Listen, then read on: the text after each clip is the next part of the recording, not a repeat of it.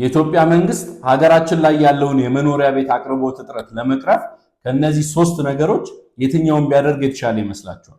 አንደኛ ፕሮጀክቶችን ሙሉ ለሙሉ በራሱ ወጪ ቢገነባ፣ ሁለተኛ ከተመረጡ የሪል ስቴት አልሚዎች ጋር አብሮ ፕሮጀክቶችን ቢያለማ፣ ሶስተኛውና የመጨረሻው ለሁሉም ሪል ስቴቶች መጠነኛ የሆነ የግንባታ ዕቃ አቅርቦት እገዛ ቢያደርግ።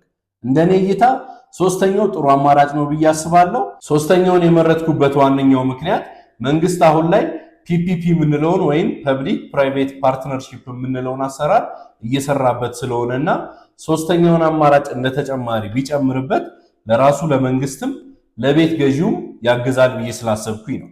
አንደኛ ብዙ የሪል ስቴት አልሚዎች ጋር ተደራሽ እንዲሆን ያደርገዋል።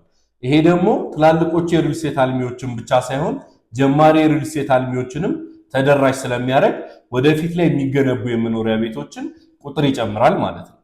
ሁለተኛ የሪል ስቴት አልሚዎች ዝቅተኛ የግንባታ ወጪ ከወጡ የመኖሪያ ቤት የመሸጫ ዋጋ ላይ ፈጣን የሆነ መረጋጋት እንዲኖር፣ በተጨማሪም መንግስት የግንባታ ዕቃ ለሚያቀርብላቸው የሪል ስቴት አልሚዎች የሚሸጡበትን ዋጋ ለመቆጣጠርም ይረዳዋል።